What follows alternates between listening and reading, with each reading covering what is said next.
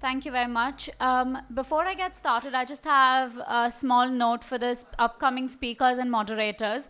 We've had a few issues with the live stream, and people have said that they can't hear quite clearly. So can I please request you to talk really close to the mic to ensure that the people hearing it on live stream can catch what you say well. Um, Great. So I'm going to get started. We're now going to start the policy session. We've got great speakers from World Bank, UNICEF, and Niti Aayog, and other firms. I'm going to introduce the moderator for this session, and the moderator will then introduce speakers on a one-on-one basis. So Aprajita Bharti is the co-founder of Young Leaders for Active Citizenship, YLAC, and she's also the founding partner for TQH Consulting. She's done her postgraduate public policy degree from Oxford, and we're really looking forward to having her here and moderate the session for us. Can we have a round of applause, please? Thank you.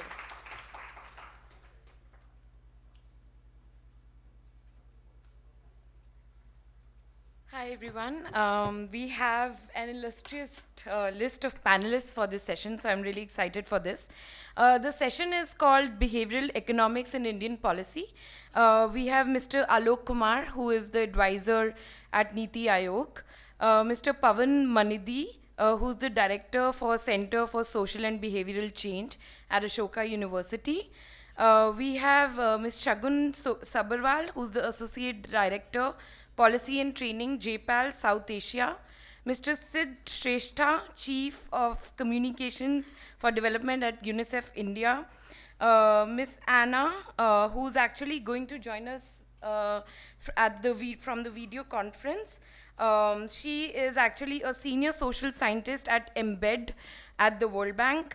We have Laura, who is the senior advisor of Home Affairs and International Programs Behavioral Insights team in the United Kingdom.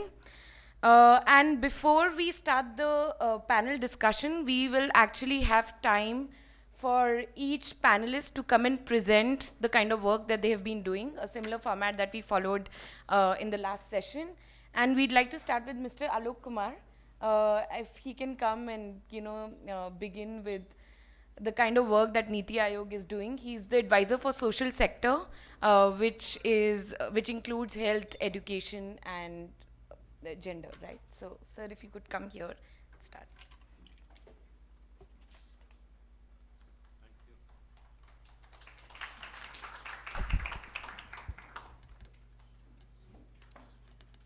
Thank you so much, Aprajita, and my fellow co-panelists and ladies and gentlemen.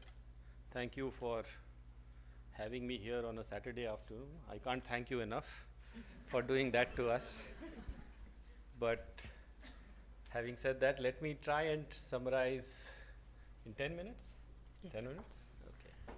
In 10 minutes, what Niti Aayog is doing and how this important field of behavioral economics, behavioral science could be of some relevance to the efforts that we are making.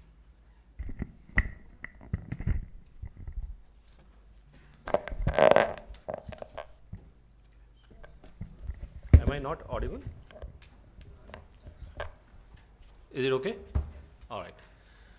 So, for those of you who are not aware of what Niti Aayog is a think tank apex think tank for Government of India, and its mandate is really anything under the sun. And that's called National Institution for Transforming India, and transformations can happen at so many levels and in so many ways.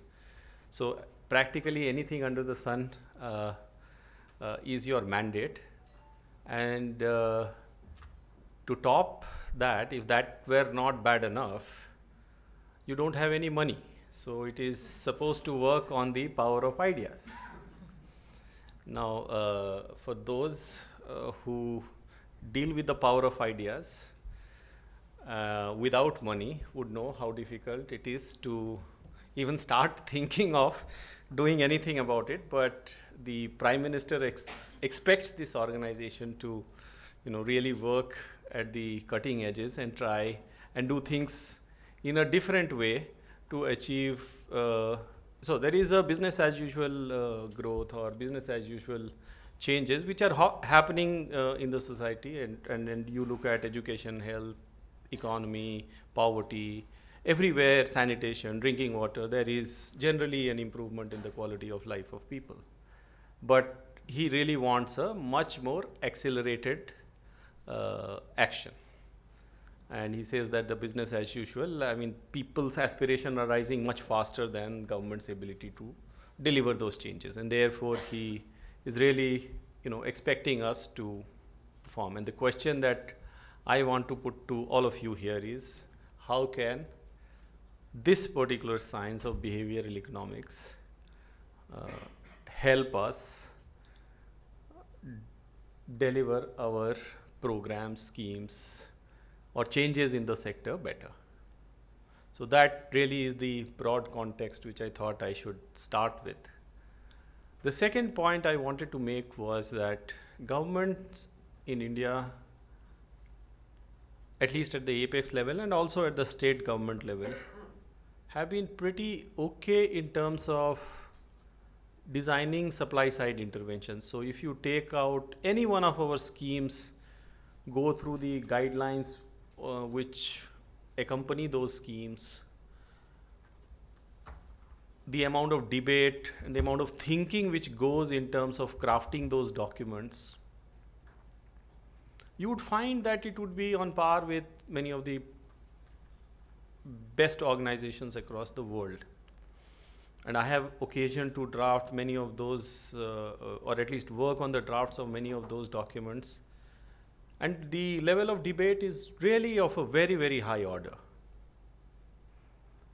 But where is the problem? So the problem seems to be when those documents get translated into action on ground, the intent here is completely different from the action there on the field.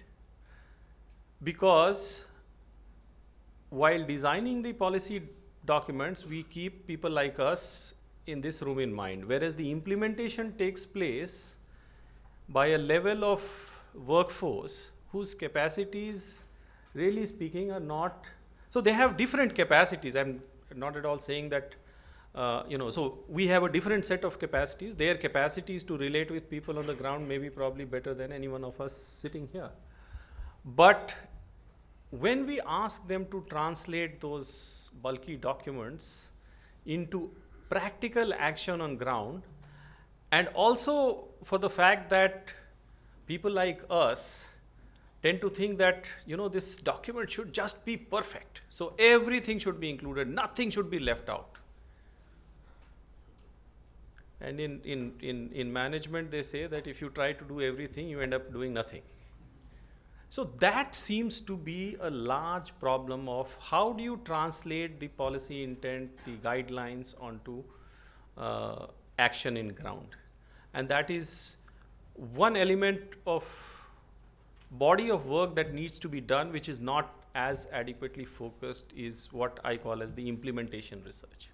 How do you translate this onto the ground? And that not enough focus is being paid on that. There are, of course, you try small interventions and try to scale it up over a period of time, but much more needs to be done around that. The third thing that I wanted to say was that while we are very good at designing the supply side, at least on the design level, and even moderately successful in implementing those, look at Swachh Bharat, for instance. We used a large and the kind of unprecedented change that has occurred because of Swachh Bharat in 4 to 5 years is something to be proud of. And for behaviors that were entrenched for centuries, generations, the kind of fillip that we get, it's not, I'm not at all saying that the situation is perfect and that not when much more needs, a lot more needs to be done and to be accomplished. That is never a case that you have finally arrived. There is still a lot of, but that is the kind of movement that we need to generate. Now, for instance, but apart from Swachh Bharat, if you look at many other programs, the level of engagement of the communities of what they would want, what is the demand side of the equation is much less of a focus, because policies usually get made in rooms in Delhi, and they have their own assumptions about what people may think or what people may accept, whereas the reality may be somewhat different from what we would tend to assume about people. And this is where your science becomes a very, very important and a powerful tool. For instance, Sid is sitting here, his organization has brought out a recent survey called the Comprehensive National Nutrition Survey. And at our level of development, it is almost shocking that 1/3 of our children continue to be stunted, one in every 3 child.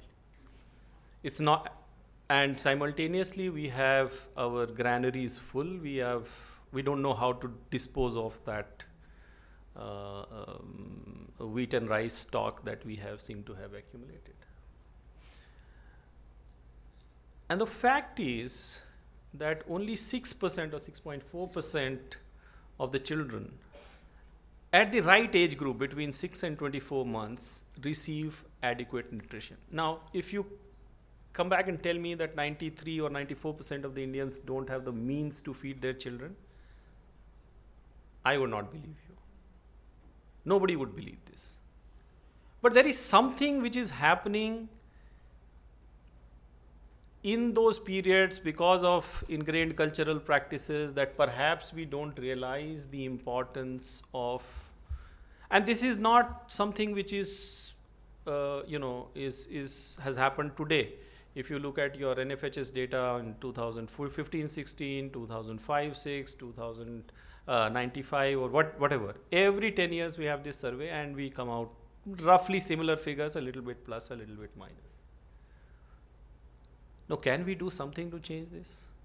Because obviously this is please understand that a 1-year-old child, calorie wise, requires half the diet of a normal adult. So our calorie requirement is 2000 kilocalories per day, their requirement is 1000 kilocalories per day. But obviously, because the stomach is small, they will not be able to take as much food at one go. So you'll have to feed the child multiple times, maybe 4 times, 5 times, maybe 6 times. And that is what the recommended diet is. And they have made some very good booklets, etc., etc. The problem is that we are just unable to make a difference. And this is not true only in remote rural areas. This is true right here. If you go to the streets of Delhi, I'll bet you the same situation prevails there. It's hardly any difference between rural and urban. Now, these are problems which are amenable to solutions from the discipline which you belong to. The challenge is, how can we do it? And plus, also the challenge is the scale of India, which is almost like 1 billion people and spread across a huge and different languages, different cultural belief, different practices. So there is no central solution to it. So how do we create, first think about what are the nudges which will be required. B, how do we translate it to the local conditions? What will be the organizational structure that will be able to efficiently translate these central ideas? The ideas will remain the same, but the messaging will vary depending on the local cultural context, and then see how it works and keep on improving again and again and again. So I think there is a lot of work, and this is only one example. I can quote examples after examples after examples after examples. I would only end on a note of caution. We had this discussion with Pawan when he had come for a discussion with us. Usually people like this, when we attend a particular room, are very focused and very narrow upon the academic discipline which they belong to. Now reality is, so this discipline is what is important to realize is that this is an abstraction and simplification of what is there out real in this domain.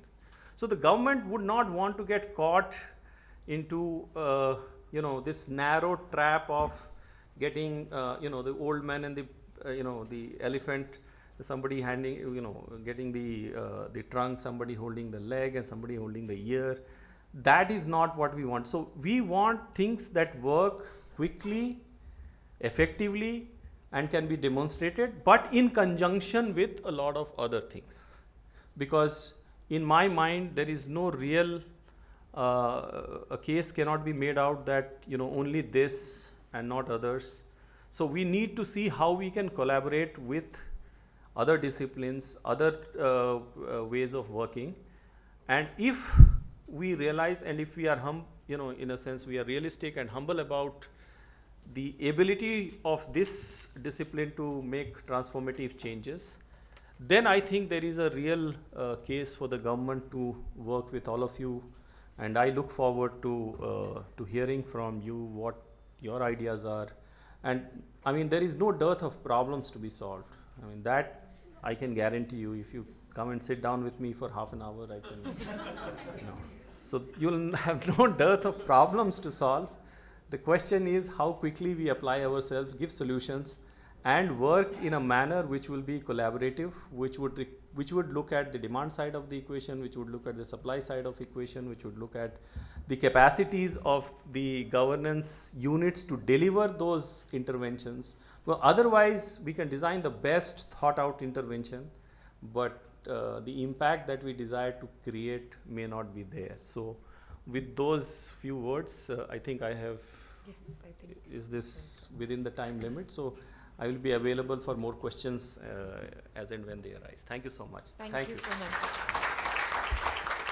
So I think Mr. Kumar has just framed the problem very well in Indian context of applying behavioral insights to policy. I think we have the next speaker joining online. Okay. Okay. Okay, great, perfect. So we have Anna now, who works at the World Bank, and she is a part of EMBED, which stands for Mind, Behavior and Development Unit at the World Bank. And I have more on her actually. So she has a master's degree from London School of Economics and a doctorate from UCL, and she's a sociologist by training. Her work focuses on social emotional skills development to close gaps in education and labor markets. She was supposed to join us in person, but I think I'll have to make do with the.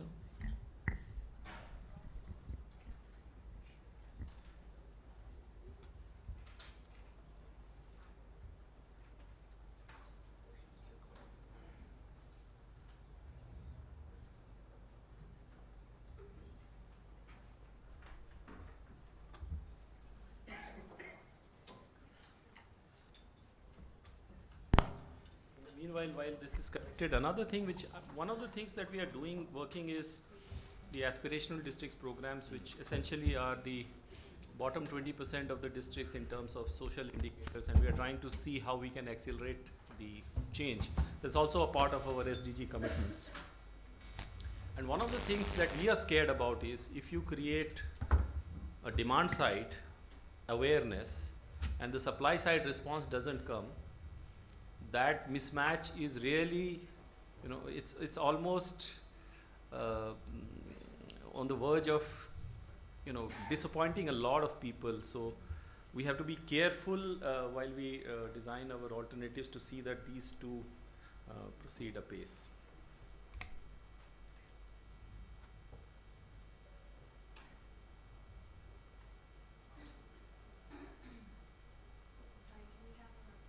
Okay. So, is it okay? Okay, so we'll have Shagun now from JPAL. And since there's already been so much discussion around JPAL, I think it's time to hear from them. Also, there will be somebody who just. Okay, they've got her. Okay, perfect. Sorry. Yeah, makes sense.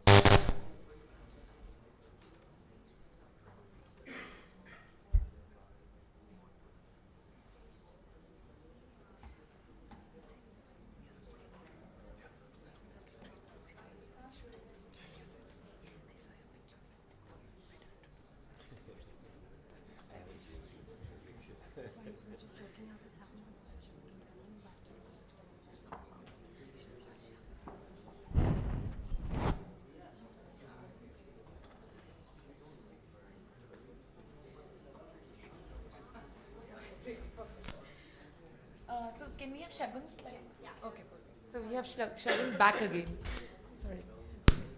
So I think the stars wanted me to be the one presenting.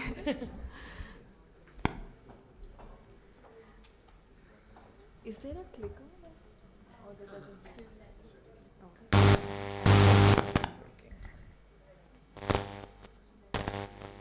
So can you let me know when I'm only 5 minutes left? Okay, perfect.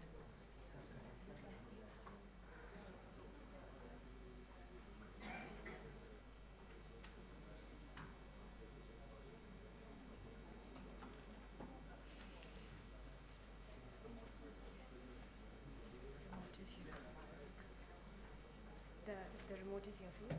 Just 1 second. Just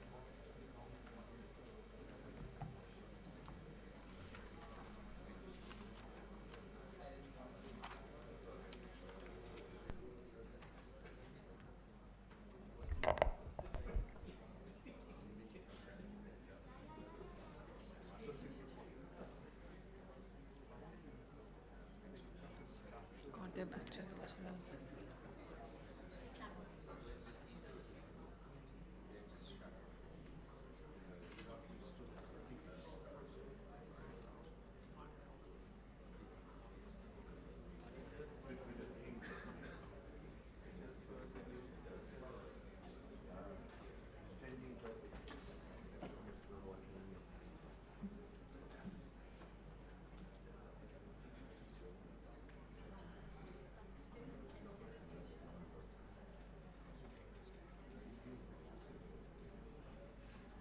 Should I start or are you going to introduce?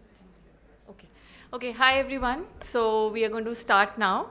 So thank you so much for inviting me for this really interesting workshop.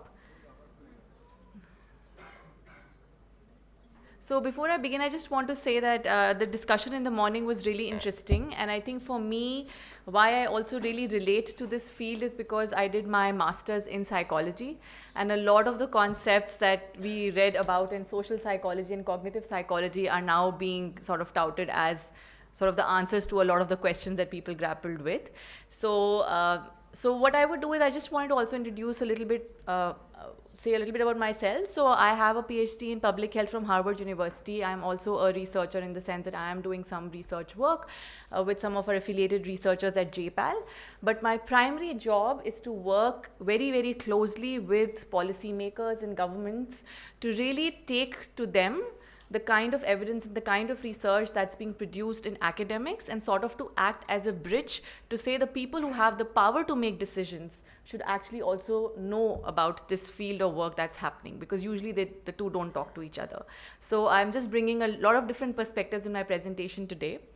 And I think the one thing I do want to say is that since morning, a lot of the questions that came about, the questions around scale, questions around implementation, which were also just spoken about by Sir, I think are really at the heart of a lot of the things that we are trying to do. And yes, we don't have all the answers, but you should think of this as something that these problems have plagued developing countries for multiple years. So the solutions are also not going to be agile and quick, which is the buzzword right now. It really is all about going really deep, understanding the realities, and then thinking about what is actually working or not. And my presentation is actually going to talk a lot about that. Next slide. This is not, yeah. So I think what I want to really say is that I think we heard in the morning the background of behavioral economics, but okay, so the first big thing, like I've just made it very, very simple, but at the heart of the questions around behavioral science or behavioral economics are: how do we decide among choice, and how do we as people think, rationalize, and act? And as we all know that the neoclassical economics was all about the assumption of humans being a rational being, is now being questioned through this more recent behavioral economics. So then, but where does this connect with policies, right? Why should we think about behavioral science or behavioral economics and policies, and why should we be having a panel discussion that's bringing the two together? So there it is, because the insights from behavioral economics can make policies cost effective, that can make them easy to understand, and most importantly, they can increase the uptake and use of schemes and policies by helping people make better choices for themselves. Now, yes, all of this does seem very paternalistic, and that is one of the challenges of behavioral economics. But at the heart of the thing is that, like Sir said, government has been rolling out a lot of these things to try and solve these problems. But the demand side issues are not, they are non-trivial. So we do need to sort of think about those, and behavioral economics comes up with a really good framework that really challenges our assumptions on how we are thinking about the way people are thinking and taking their decisions. So in today, what I'm going to try and do is I'm going to use one example which is an example where randomized evaluation tested a particular intervention that was based on a principle of behavioral economics. And this was tested at a very small proof of concept stage, tested by NGOs. But then we will see an example of this going really forward into applying at scale and working with governments. But the same idea, now how do you really do it and work with implementation systems, work with what the government currently has, right? So that's what I'm going to really focus on my presentation today. This, of course, we need no introduction. This is Abhijit Banerjee and Esther Duflo. They're also the founders of my organization, JPAL. Okay, so before I begin, I cannot not talk about randomized evaluations. So very quickly, and where all of this fits in is that, yes, behavioral economics has some really interesting ideas, and those are some things that you want to test. We also heard in the previous session, but why the two kind of go hand to hand, and you do see the rise of behavioral economics also being paralleled by the rise of this empirical method of sort of seeing what the truth is after all. So a lot of these sort of ideas of behavioral economics have been tested using randomized evaluations. And JPAL is a network of many researchers, not just Esther and Abhijit. A lot of them are specializing in behavioral economics, and they're able to test these ideas using this particular method. So ultimately, I just want to say two quick things about randomized evaluations. The whole thing is about the quest for the truth. And the truth is something that no one knows, whether something is really working, whether the money that we are spending is actually changing the lives of the people at the last mile. We don't know that. So, and oftentimes our very typical methods that we use of just comparing data from before what was happening to after what's happening, that's the most commonsensical way, really does not tell us the truth. Because if the blue is your actual line, that you are really overestimating the impact of what this really means. So the whole idea is, and why this is not a small thing, is because you could make a lot of decisions. You can spend billions and billions of dollars thinking that this works. In fact, a lot of our early work has shown that the commonly held things don't actually work.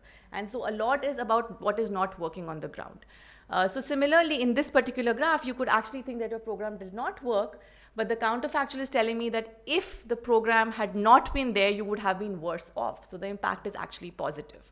So it's just this whole notion. And very quickly, and now I'm wondering why I had so many animations, but basically the whole idea is that it's a very, very simplified version of what you actually do in the field with RCTs. It's highly complicated, but the simple idea is that if you have a group of people like here, and this is my target population that I want to really make a change to your lives and change certain outcomes, then I will split you into two groups on a random basis. So who gets the intervention and who doesn't, we don't know. It's through a toss of a coin.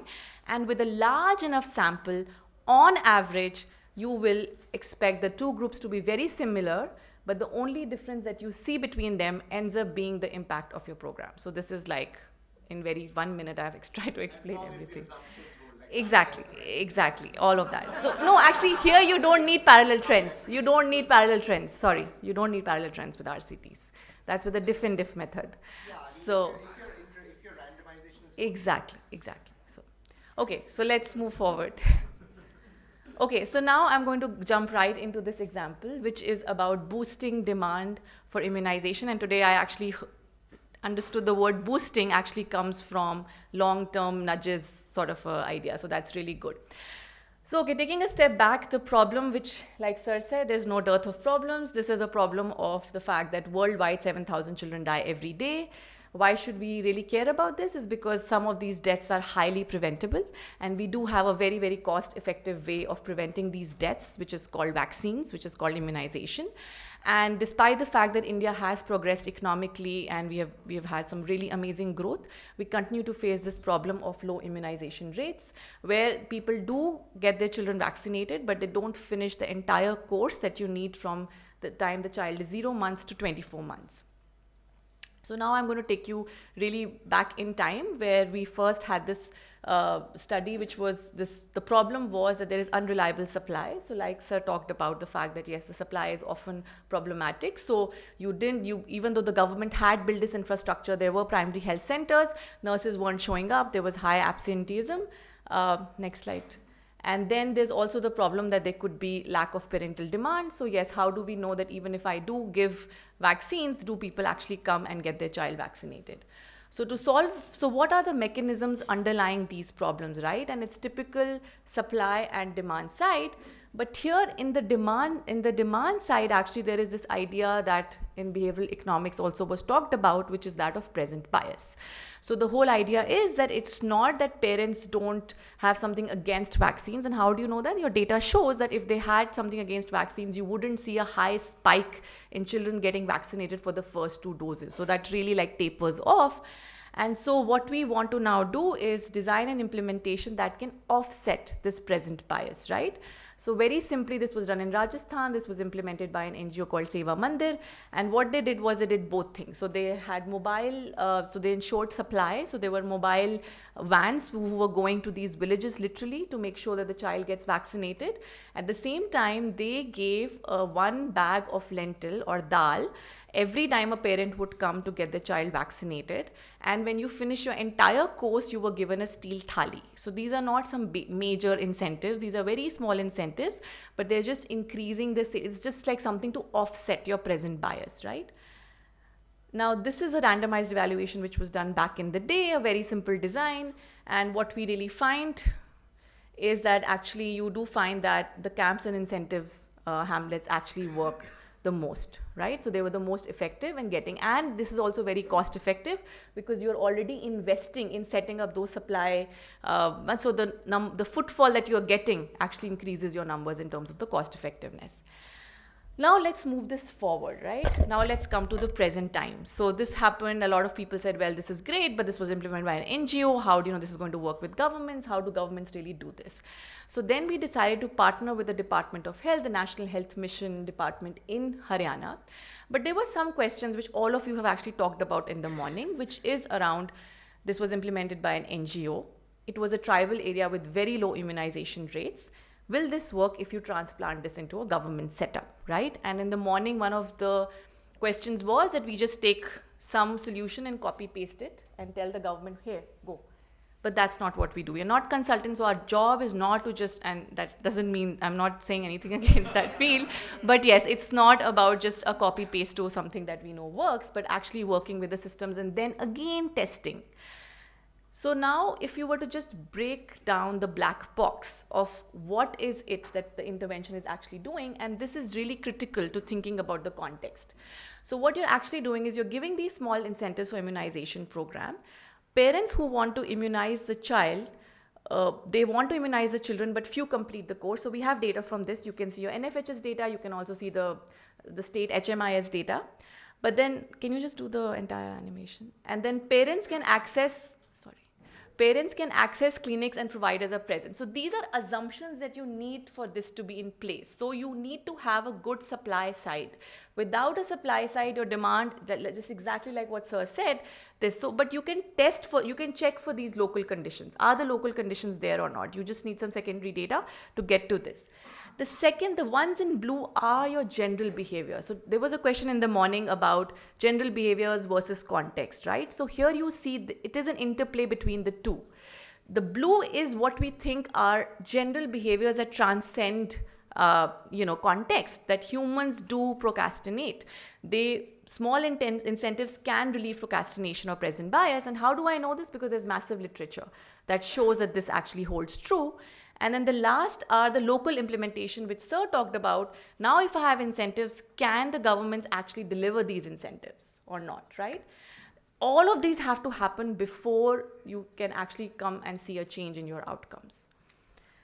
So what we did is first we go to Haryana and you look at the immunization rates in Haryana and you see, yes, it has the same dropping. So it doesn't mean that people have a problem with immunization. So your intervention cannot be talk about the benefits of immunization or the fact that they have, like in Nigeria, in certain pockets, people are against the whole idea of a vaccine. This is not going to work there. Incentives are not going to work in that condition, right?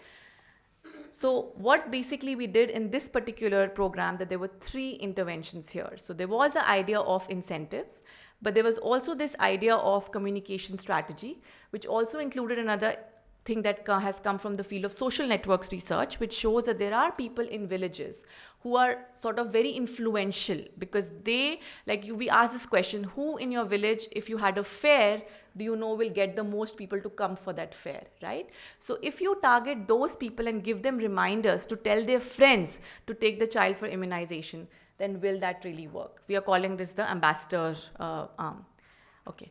So basically now what happened is, first of all, what incentives will work in Haryana? So we know in Rajasthan dal worked. What we found, we did a lot of qualitative work and they said it's sugar and oil, but then how do you get sugar and oil to so many health? So we were working across 140 public primary health centers. So then we came up with another idea, because PHCs are small, they can never manage this kind of transportation. We came up with the idea of mobile recharges, which is something that people also cared about. It's non-cash and easy to do, right? So now this is what your interventions are looking like. There are non-cash incentives in the form of cell phone recharges. There are SMS reminders that are going to all the parents, and there are these immunization ambassadors that you have identified from a very system level perspective. This is just the scale of this. So this was a really big, can you do the next slide? A very big sort of a massive effort. And you can see that these are the different ways and blocks in which we randomized. And then this is the entire process. So the ANM or the nurse midwife, so if I am a parent, I take my child, she does the vaccine, they have their Aadhaar. So through their Aadhaar, they generated a QR code, which is unique to that child. They took the mobile number, and then it goes on this app that we developed, and now the government has this Anmol system that they're using, which is all about mobile health platform, and then from that it will go to a server and trigger reminders as well as mobile charges. So this was the entire process of how it worked. But in the process, we had to work really at the systems level. So the amount of system strengthening work that went in, we trained about 1,300 auxiliary nurse midwives to use tablets. We gave them tablets, and this is all, of course, the government is funding a lot of this. Then we launched this software, and then the Aadhaar had to be integrated into the software, and finally then you could view the monthly reports, which is again very powerful. So if people above the level of a nurse midwife has this information, they can really do a lot with that, right? A lot of times we don't know how we are performing, so how can we correct what we are doing? This is all happening in real time. And again, we also undertook a lot of information, education, communication activities, which were targeted at these ANMs and ASHAs, who are your frontline health workers. And finally, like I said, there were these monthly reports. The Chief Minister of Haryana inaugurated this program. And then what we basically, it's a massive, it's the largest RCT we have ever done. It did involve a lot of work, and yes, it's expensive, but then the results that you get are also giving us the confidence to recommend this to multiple governments in different states, because we worked with the systems, worked on the challenges. And what you did is you surveyed 15,000 households. But the thing is, in Endline, we didn't really have to do this, because the software, the data that got generated, we used that. We did do a data validation exercise of that data, and we found the data to be very good. What this really means is the governments, if they embed this system in their mHealth platforms, they can actually use it, and we are now helping them set up these data validation ways in which they could systematically validate this unmold data that they're going to generate. So from this Jan 2017 to March 2018, these many unique children were enrolled, and about 80,000 children were immunized. And now on the basis of that, we have come up with this boosting immunization demand. So we did a lot of like cost effectiveness analysis, etc., which basically says that there are 2 packages that we could recommend. The first package is to say that text messages and parents plus ambassadors is the most cost effective. In areas where the immunization rates are really low, that is where you should think about incentives. So it's really like we did a lot of heterogeneous analysis as well to see this. So the conclusions that I want to just come up with is that there is a huge potential of applying insights from behavioral economics to social policy. And yet I would just echo what Sir said to say that, but you do need a robust supply side that has to be in place before these nudges can be actually effective. So for us, we should not think about the fact that this program really worked. It wouldn't have worked had the government of Haryana not already invested in a very robust supply side system of immunization. So that's really important to keep in mind. Finally, evaluations of the concept and the mechanisms behind changes is really in outcomes is really critical to the field of growth. So it's not just about saying this works and this doesn't, but how. So a lot of the focus is on these mechanisms that you try to test. And finally, integrating these findings with policy making will necessitate working on implementation. That will necessitate working with systems. There's no going around it. There's no going around it. And finally, at scale, so even at JPAL, our model is evolving and going from these proof of concept type of evaluations to going to these really large at scale evaluations that are working with systems is something that's increasingly becoming the trend. And finally, I want to just say that there are some challenges, and some note of caution is to say that, like I just said, that you do need a supply side, but there's also vast diversity. So exactly what the solutions have to be general enough, but yet also have the flexibility to take into account the context. And you do have these ethical concerns about this being a very paternalistic approach. So I'll end here. Thank you so much. Thank you so much, Shagun. Are we going to get Anna? Yes. Okay, great. Just for panelists in general, I think she's going to be holding some nudges up so that you're on time, so that.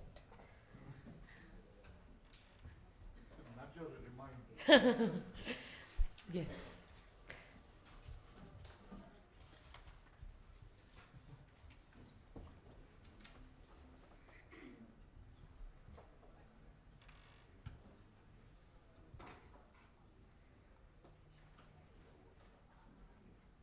Hi, Anna.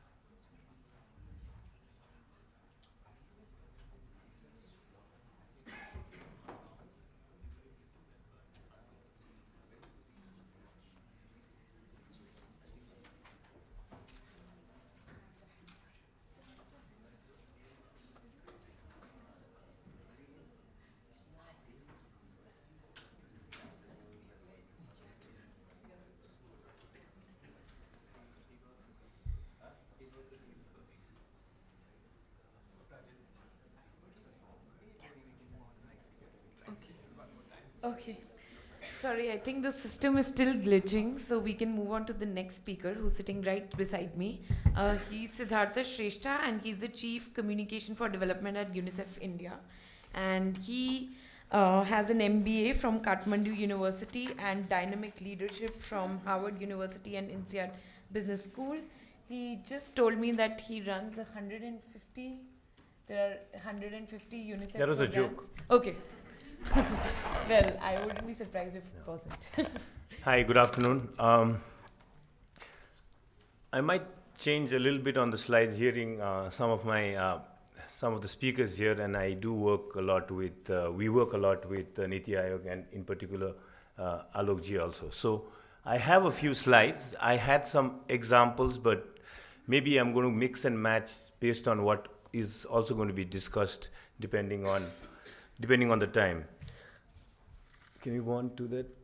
Okay. So I wanted to start by saying that in India, we work in 16 states. We divide the states into high burden, transition states like Telangana, and also we call it LWE, basically conflict states. Behavioral insights, no, I want you to still be on the first slide, thanks. Without calling it behavioral insights, since 2010, we have been actually much more before, but some examples which I want to give you is, since 2010, we are focused, me and the Communication for Development team, which is basically all about social and behavior change. We work not on the supply side, but we work on the demand side. Probably the first social edutainment series, TV series, I'm sure you must have heard of, Kyunki Jina Isi Ka Naam Hai, which was a 501 episode serial. The point I'm trying to make here is that how do you use messaging, demand generation on a large scale, and also in terms of not only using the own resources of the partners, but leveraging resources. My colleague here, she was talking about IEC materials. So how do you leverage budgets, government budgets, in terms of trying to do the 501 episodes? To cut it short, we had a baseline, midline, endline, which clearly showed changes in not only behaviors and attitudes, but also practices. Moving on, a few years ago, we tried our hands at the first episode on gender equality, particularly focusing on adolescence, which was called Adaful. We worked on a partnership with Doordarshan, and that also showed a lot of good results in terms of changing the narrative. Some of them are quite difficult because these changing attitudes in terms of when there is no tangible products like polio drops, for example, it's quite difficult. But in terms of changing the narrative, if you're interested, I can share the whole study. At the HQ level, headquarters level, there has been, since the last 4 years, there's been a lot of discussion on BI, behavioral insights, and there's been a number of case studies which are being tried. One of them, which we are recently doing, is also to boost routine immunization with in the Middle East region with Nudge Lebanon. So the details are being, actually they are doing the results right now. I was just reading last week article by Dan Ariely, who is the professor and professor of psychology and behavioral economics at Duke University, and I think that the quote he made caught my attention, which says like, influencing behaviors is like launching a rocket ship into outer space. So basically he means that there are two things, which is about adding fuel and reducing friction. We need to add fuel to the behavior we want to see, but as well as reduce the friction. Why I'm saying that just transitions to my next slide. I'm going to use the Odisha example, and of course this is something which is being discussed in the larger domain with partners, with government counterparts, and also quite sensitive, I would say. The Odisha example started off by, in the most tribal communities, Odisha has the third largest tribal population in India. And we did a number of studies, actually in 10 states, one of them which was Odisha, which clearly proved, or which was showing that without the help of the traditional influences, which are in this case the faith healers, the change we are trying to make to improve access to health facilities is not going to happen. The studies were clearly showing that. We did a number of other components, including access to digital media, access to IEC materials, access to interpersonal communication tools, and all that. This is, the point was not to read this, just to say that it was a well-defined theory of change. So if you look at one side, it talks about the community. The middle one is the traditional healers, and the other one is the services, the government services, which means the frontline workers, Anganwadi workers, ASHAs, ANMs.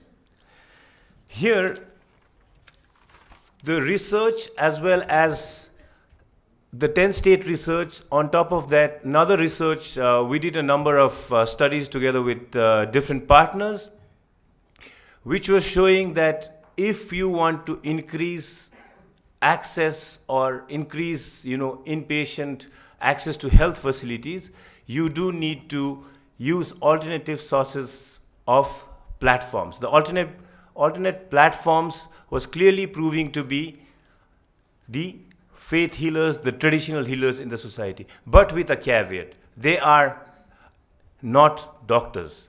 They are not supposed to be giving paracetamol for fever, right? It was only for the sole purpose of giving behavior change messages, and with the secondary objective of increasing referrals. Now you might say that it is quite difficult to do, but in the case of Odisha, I want to just move on to that's fine.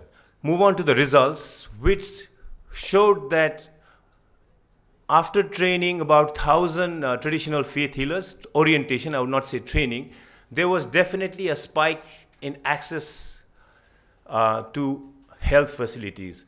The traditional healers, more than 30% of them actually referred cases to the health facilities. The cases in terms of pneumonia and diarrhea had gone down. So, which basically proves that, which basically shows that this has some potential, of course, with the sense of sensitivity. Next. I borrowed this slide from Neela, of course, our dear friend from Ashoka University, who's moved on. She had presented this in one of the workshops we had. What are the four behavioral principles: easy, attractive, social, and timely? So with this in mind, next slide. This is another example. When you talk about health facilities, there is research and studies have proved that people prefer to go to, private clinics, private hospitals, and not the PHCs or the sub-health centers. So in 2016, there was a study done by PSI, Population Services International, which clearly showed that there's been a huge dip in access to health services, population going to the health centers. What do you need to do about it? So there was a large partners meeting where UNICEF and NHM actually decided to choose 5 PHCs and do further studies on that with all the concepts and components of using the behavioral insights framework. Three major things were found. One was that not only increase, the problem was also on retention. People, once they went there, were not going back. So what was the major issue or the challenge there was these 5 centers where we did the studies clearly showed that if you do these few things, it can really be It can increase in counseling, it can increase in client retention, as well as people coming, more and more people coming to the health centers. So what happened in 2017, 5 centers, we did a demo model. After that, there was a small study done to show the effectiveness, which clearly showed there was a 25% increase in counseling, and 98% of the sample size were satisfied with the behavior and interventions of staff. Okay, 5, now what do we do? So these studies were further leveraged and advocated with the government of Uttar Pradesh, where now there is, this studies has helped to influence to scale this up to 1,285 health facilities, which was just completed in 2017, 2018. So finally, I'm going to talk more about scale, because that's the discourse which happens in a lot of departments and across the development partners. We believe that this should be given an opportunity. Alternative service providers. The service providers at the community level, we are talking about Jan Andolan for Poshan Abhiyan, Jan Andolan for immunization, Jan Andolan for almost a lot of missions. We need more hands. We just have to be a bit careful on how we frame this, but if keeping alternative service providers as change agents rather than putting them separate or shunting them might not help the cause. So food for thought. The reason I brought the branding and health facilities was that the government of India, the Ministry of Health and Family Welfare is going to under Ayushman Bharat is going to go into 150,000 health and wellness centers. And one of the ideas we could learn from the states is the branding facility exercise, which could definitely be taken to scale. One last point, not on this, is in Delhi, we have something called the Social and Behavior Change Alliance of 36 organizations. We work on all activities related to SBCC, but what we lack, or there's limited, not capacity, but limited discourse, is about demand indicators, where we are only talking about implementation, but not about demand indicators, trying to see how we can bring demand into the monitoring framework. So if organizations are interested, please let us know. We'd love to have you join the Alliance. Thank you. Thank you. I think demand seems to be on everybody's mind on the panel. Of course, along with scale, are we going to connect, or are we going to connect, or okay, we'll move on to the next speaker then. So Laura, if you can go next. Laura is a senior advisor in the Home Affairs and International Programs team at BIT, where she's responsible for their work in France and Bangladesh. She's also completing her PhD in economics at the UCL currently, and her research focuses mainly on financial inclusion and management practices in bureaucracies. And I should say I'm very happy because this is a bit of a homecoming for me, because I used to work at IFMR for a few years in a previous life, which also makes me feel very old. I don't know if my slides are up or not, but I have 2 disclaimers before I start. The first one is I'm really sorry for this voice. This is not pollution or a pack of cigarettes a day. It's just London weather. And the second thing is, it was a bit, I'm going to, I've prepared slides, but I might shift a little bit around because it's quite rare for me to go to an event where a lot of the people who do like the similar actors in the field also present. And so I was like, what is Busara going to say? What is Ideas 42 going to say? What is Jipal going to say? What am I going to say? So it was true. I was trying to kind of like focus on what does BIT do, how we might be a little different, but also I think it's really exciting to think about what are the opportunities in India more broadly. And so very, very happy to be here. Maybe let me start. So I guess the first thing, is this working or not? What do you want me to do? I can freestyle otherwise. It's all right. So I don't know who is familiar with the Behavioural Insights team. I guess we're a bit, show of hands.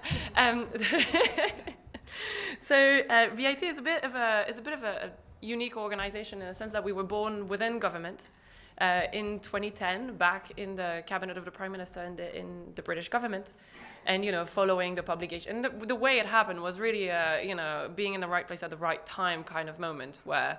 David Cameron really liked Nudge and called a couple of his advisors and people in the UK were doing social psychology and said, can we do something like this? And there was born the Behavioural Insights team at a very, very similar time as the unit in the White House. Thanks to slightly greater political stability in the UK, we still exist. The White House doesn't. No, they're still very good friends of ours. We just like making these jokes about them.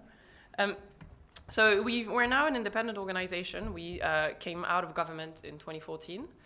We're still part owned by the British government, and this is like very much in our identity is that we, and this is perhaps where we're also a bit different, is that we're not just economists, and we wouldn't define what we do as behavioral economics. We would define it. So this is where we kind of try to come up with a term that we would all like, and where this behavioral insights idea came in. And it's really this method that sits at the intersection of course, behavioral economics more broadly, but also methods. And so this is where, the methods of impact evaluation, but also a whole range of evaluation methods. And I think, RCTs really sit at the core of what we do. Let's see how long I can go without slides. It'll be fun. The RCTs sit at the core of what we do, but we also do a lot of other methods, and so we have a lot of ethnographers, and so we really believe in this kind of interdisciplinary approach in our methods as well. And we work, and then a big part of our staff comes from government. So we work with a lot of civil servants. We have a system, and I think I'm saying this because I think it might be of interest to you as well. Is we work in a system where a lot of government officials get seconded into our offices for sometimes a year, 2 years, a bit shorter times, so that they can come and learn, kind of just like learn by doing the way we use the methods we use, types of approaches we use. And so I guess what I was going to say is the types of work that we do is very, very similar to a lot of what you've heard, is that has two really strong components. One being, this idea of let's take the lessons from psychology, from behavioral sciences more broadly, from behavioral economics, etc., and let's try and apply them to understand how to better develop, but also implement public policy. There is this strong component of, both in the design of the policy, but then in the way you implement it. You have to keep humans in mind, how they think, how they behave, how they act. And it's actually really quite interesting how most of us were very capable of designing policies that if we take a step back and ask ourselves, well, would I do that? You're like, no.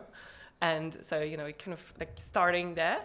And then this second big axis of our work, which is the idea of evaluating everything we put in the field. But so and within these two strong components, we now work in somewhere around 30 countries around the world. Now you're going to get to see the map. It's a PDF. Yes, we have to change it. Okay, well, it's a bit weird. Where are you? Well, I mean, you can see 2 slides at once. So I'm kind of...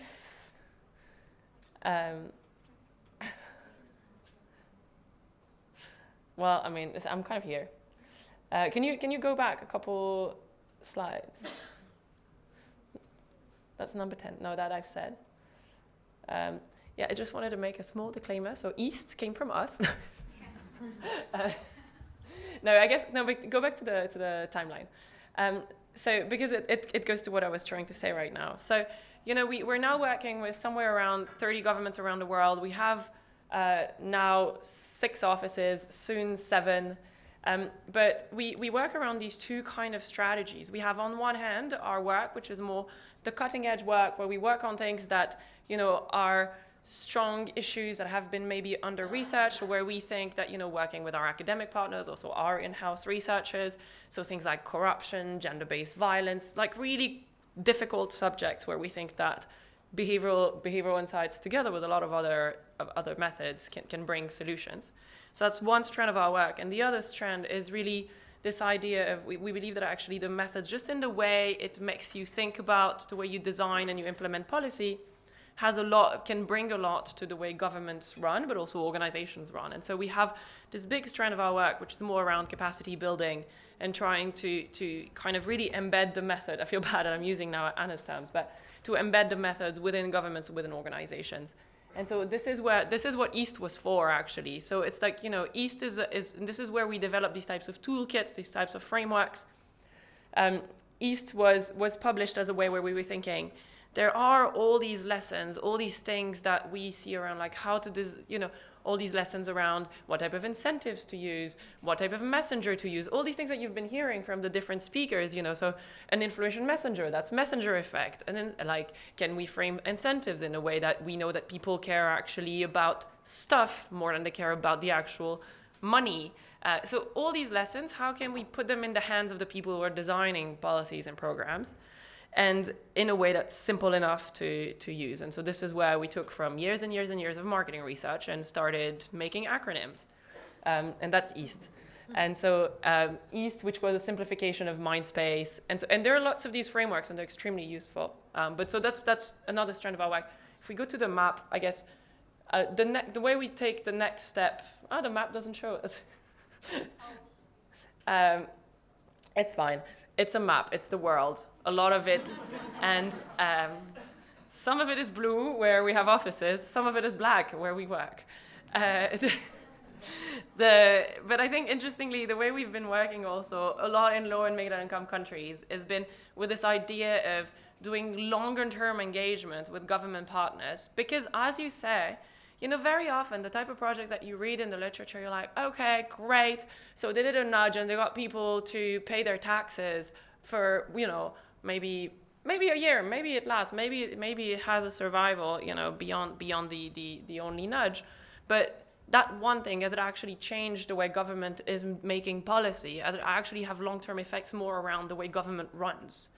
And so, and this, which is why we're trying to move away from these one-time engagements and really trying to do longer-term engagements with people. And so, thanks to a grant, very generous grant by the Global Innovation Fund, which I think now Ideas 42 is a similar one in Africa, we're working in Guatemala, Indonesia, and Bangladesh, which is the work that I lead, where we've now been there for 3 years, where we get to sit within these units and we get to think, and we have a lot more time to think with them, because the funding has been kind of talked about. Unfortunately, we also need to keep the lights on, and so we're very dependent on the funding models that we can use, and these types of funding models, where we get just like larger chunks of money for a longer amount of time, allows us to kind of think and fail and iterate and really take time to grow these capacities within these organizations without constantly being like, okay, so this has one project that has to end with a research paper. Sorry, I'm going to try and get back on track now. So these are types of areas where we work. I guess,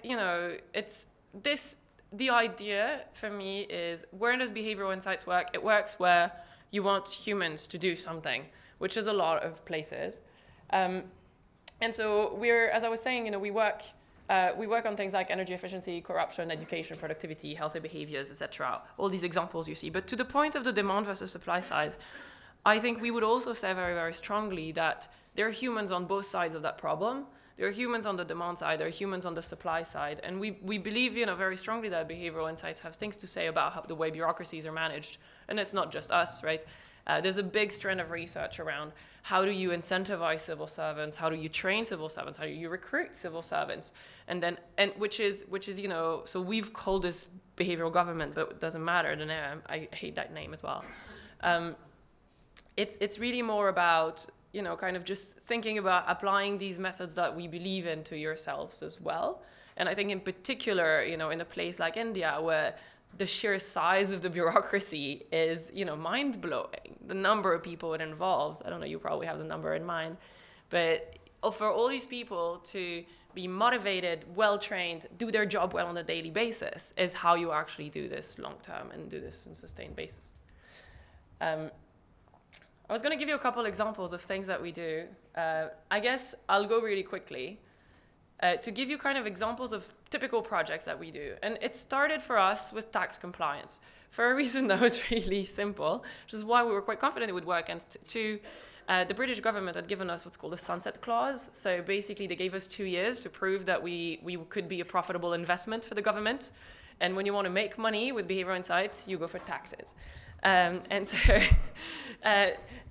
we did this, but we also did this. So we started in the UK. It was extremely successful. But this is a project we did in Guatemala, because for us we were a bit worried. We're like, is this going to work in the low compliance environment?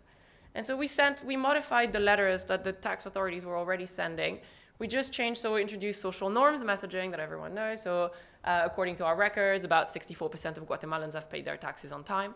Or we also introduced more messages prompting action rather than kind of, and showing to people that we're condemning their inaction.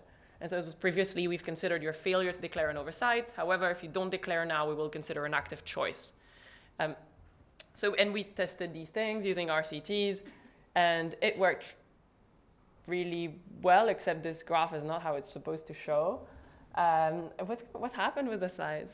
Anyways, it worked really well. What worked best was also it sees if I know my slides well. We almost tripled payments after 12 months using the deliberative choice messaging. And actually, we think it's very strong for people to tell them, we hold you responsible for this. So that's from and now we're using similar things, working with DFID and Ministry of Power in India as part of the big power sector reform to try and reduce losses that the distribution companies are feeling. And so compliance in the energy sector is also something we're doing in Bangladesh, Ethiopia, huge kind of agenda worldwide.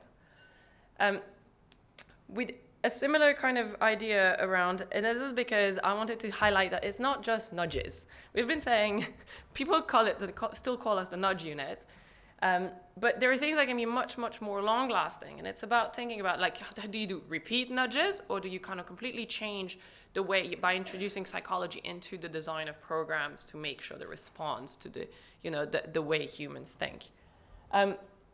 This is something also we picked it because we thought it was particularly adapted to India, and these are conversations we've had a bit with UNICEF as well in Central and Latin America.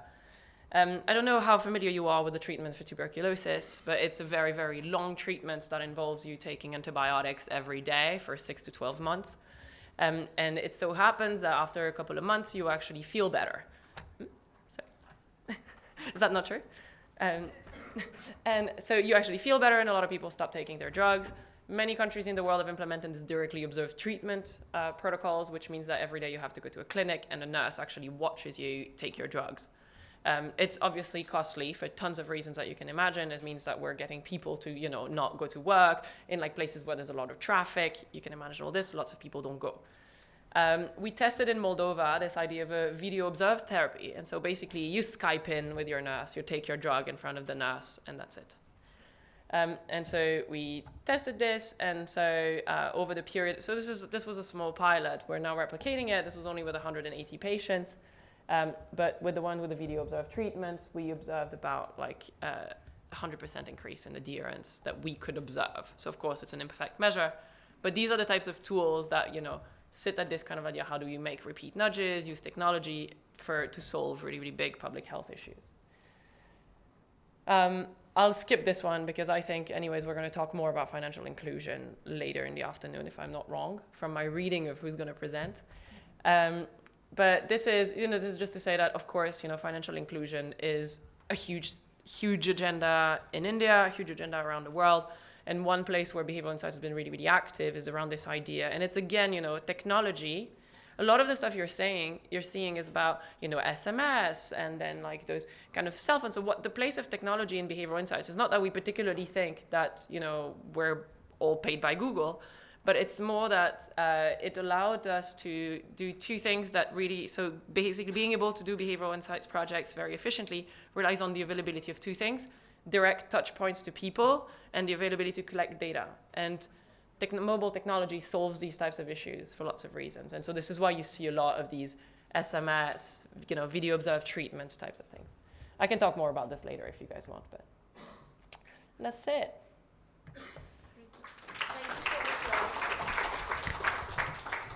Okay, so now I think we can have Pawan presenting. Thank you so much, Pawan.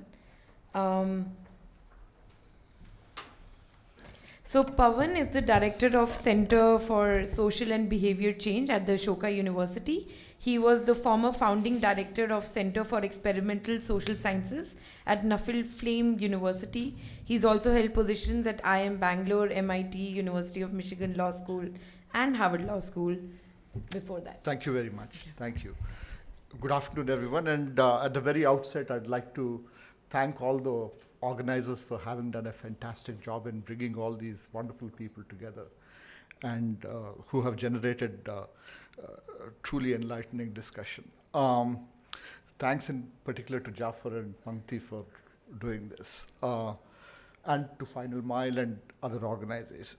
And other organizations. So who are we? So for those of you who don't know us, we are a relatively new organization, CSBC, Center for Social and Behavior Change. We were founded by a generous grant from the Gates Foundation, and we are incubated out of Ashoka University. So in some sense, we combine the best of both worlds. Or the attempt is to sort of bring in the excellences from the world of practice and also the world of academic research. So CSBC is strategically located at the intersection of BMGF, a university, and a close working relationship with the government, and now with Alokji's Niti Aayog. And the mandate of CSBC is to basically come up with designs of policies which can produce change, behavior change. Behavior change is our mandate.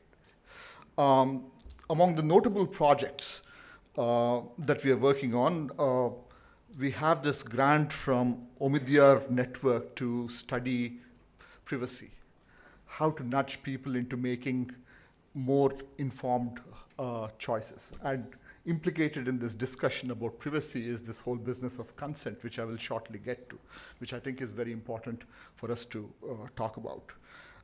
We've also gone through a recent exercise in classifying 49 indicators that Niti has identified into, pure demand side, pure supply side, and the demand and supply, how they're mixed up. And this is a sort of a conceptual clarity that was afforded to our organization due to a discussion that we had with Alokji, that it's not just mere demand generation that's going to be important, but it's also a lot of the problems exist at on the supply side. So in the pure supply side, we have a couple of projects, some of which are personal. For instance, I'm working on a project with the police to try and get them to file more cases when female victims come to them, female victims of violence come to them. They basically refuse to file cases because they want to protect a marriage rather than protect the rights of individual women who are victims. Then I'm also involved in a project relating to judges. Policy is not just the executive, but policy also includes the judiciary. And we ran this experiment with judges, and we went through a bunch of biases that we discovered in their behavior. I mean, obviously, we didn't use the word bias with them because they thought that bias would mean that they are biased in a sort of in a pejorative sense, not in the sort of the behavioral sense. We had to invent a new word for that. And we also have a project on ashas. It's a personal project. So we have a bunch of projects. And the Omidyar project is a particularly interesting one because it talks a lot about consent and autonomy of decision makers. But today I kind of want to come into this discussion as an old school bad lawyer that I used to be. I became a behavioral social scientist much later, but before that I used to be a lawyer. I practiced in the lower courts, right? In Old City, Hyderabad. And I have a few words of caution, which in some sense appreciate what Alokji has been talking about, and that is behavior change is an outcome of multiple tools. And the most powerful tool for producing behavior change is institutions. And we seem to forget that. And by institutions, we mean formal institutions, not merely formal institutions, but also informal institutions. And how do institutions work? In the sense that Gary Becker puts it, institutions impose an expected cost on prescribed behavior, and that leads people to behaving in an appropriate manner. So the power of institutions should not be underestimated in accomplishing behavior change. And one of the fears that I have with the seductive power of the behavioral nudge kind of an approach is that we might actually relinquish our ability to bring about very powerful social transformations by the use of institutions and the effective implementation of institutions. Yeah, so that's, I think, something that's very, very important for us to remember and think about. The second big point that I would like to bring to your consideration is this whole business of autonomy. The debate about libertarian paternalism, by the way, is not settled. It's not constitutionally settled, nowhere in this world, not even in America. The various governments have gone about setting up nudge units, gloriously oblivious to the constitutional viability of whether you can produce policy that ignores the informed consent of its citizenry. It's not a settled thing. And this is a discussion that I had with Cass Sunstein, and he agreed with me on this. So why isn't it settled? So why is there a problem there? When you talk about formal institutions, consent is integral to it. Why is consent integral to it? Because the attempt of law is to be transparent, is to make the expected costs salient in determining the behavior of individuals. Whereas the nudge approach, in some measure at least, tends to rely on a bit of subterfuge or perhaps concealment of information and so on. So now the question then becomes, if we start using nudges, and this is a question that I raised with Professor Sunstein, do you think we should make them transparent, or do you think we should go ahead with this business of keeping them concealed? Right? I mean, so if you were to reveal the substantive content of what your nudge is to the people that you're trying to nudge, will those nudges be effective? That's an important question. So in the pursuit of informed consent, will we be diluting the effectiveness of the nudges? That's something that you need to think about. But if you accept the position that you do not have an obligation to reveal the substantive content of your nudge to people, then that throws up, I mean, you increase the effectiveness of the nudge, but simultaneously you become vulnerable to constitutional attacks. And you've got to acknowledge that. So in the creation of in the creation of units, behavioral insights units, or whatever you want to call them, I think we have a historical opportunity to include a legal and an ethical component into the thinking of these organizations. I think that's very, very important. I mean, the mere fact that the US hasn't done it or the UK hasn't done it is not a reason for us not to do it. I think we need to. Was that? You probably have it. I don't know. But I certainly think that it is an important. I mean, whenever we create nudges, I think it is important to have a team of people to vet it, at least from an ethical point of view or from a legal point of view, to see if they pass the muster of constitutional viability. The final point that I wish to sort of end my 10 minutes is with this business of impact evaluation. I think one way to, I mean, you can't have a nudge unit or you can't have a behavioral insights unit without impact evaluation. And a very important way that you should bring in impact evaluation is is by having an independent impact evaluator. You can't integrate it in the same organization which produces the nudges or produces the behavioral insight, because there is obviously a conflict of interest. And that's very, very important, something very important for us to bear in mind. With those points, I wish to sort of leave it open for a more detailed discussion. Thank you very much. I think we are going to give another try to get Anna online, but till the time that's happening, I just wanted to first thank you all so much for giving such insightful presentations and such great examples of where behavioral insights are already getting used in India and also abroad. And I think you all touched upon scalability as well. And some of the themes that really stood out, I think, from all the talks that we had was one, that how do we use behavioral insights both at demand and supply side. It seemed that there is more work that has happened on supply side, and demand side there have been hits and misses. So there is one concern that Mr. Alok Kumar also highlighted, and I think there was a discussion around that. The second thing that I think really stood out is, if we want to use behavioral insights for policy in India, I think her voice needs to come. The audio is a bit of a problem. So till she comes, I'll just summarize. So how do we institutionalize, behavioral insights in policy making in India? Where would that institution be hosted? And what would that look like? Who would that consist of? And as Pawan said, what are the checks and balances that will happen on that institution? Very faintly, but I can hear all the background. Oh, great. Perfect. Awesome. Hi, Anna. Are you able to hear us? Can, Hi, Anna. I think you can start the presentation. Your voice, everyone can hear you. And see oh, you. wow. Okay. Can see me as well? Yeah. Okay. Sorry, because I was trying to see on the live stream if that was correct, but okay. So I guess that, let me see if I can put this presentation on somehow.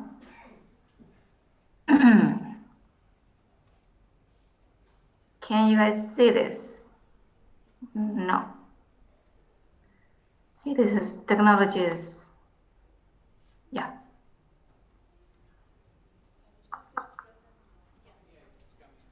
Yeah, I'm getting there.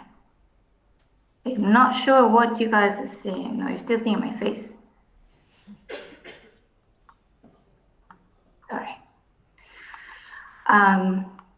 Okay, so I'll.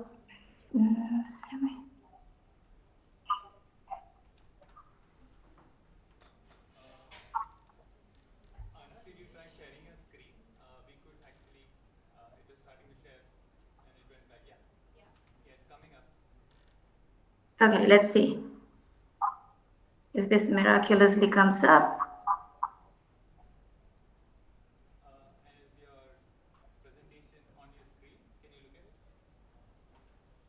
Yeah, it is.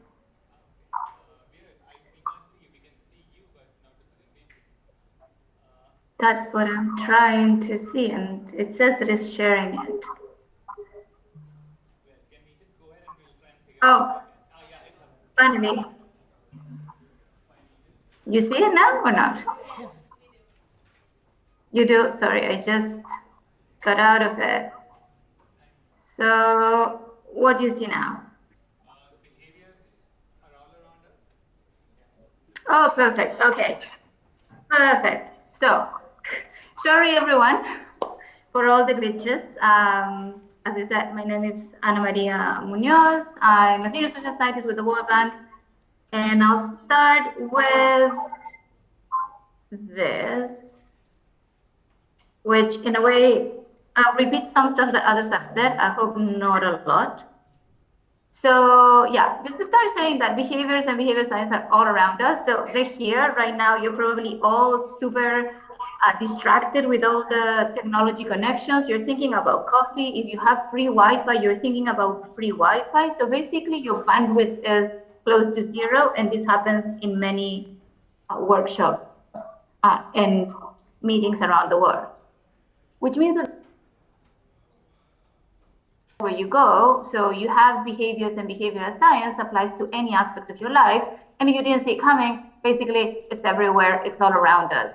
So, and I'm going to talk about behavioral science more than behavioral economics per se. Behavioral economics is one way and one tool. Actually, behavioral science, what at its best, is actually the first time where economists, social scientists, sociologists, and psychologists can speak together without needing subtitles.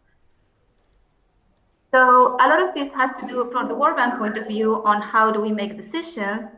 And this comes from basically the World Development Report, where 2015, Mind, Behavior, and Development, where we put out 3 principles. People think automatically. We tend to think fast, and this is the fastest slow from Kahneman and others, but particularly we think with mental shortcuts. So we actually don't make mental efforts for many things that we already know how they work.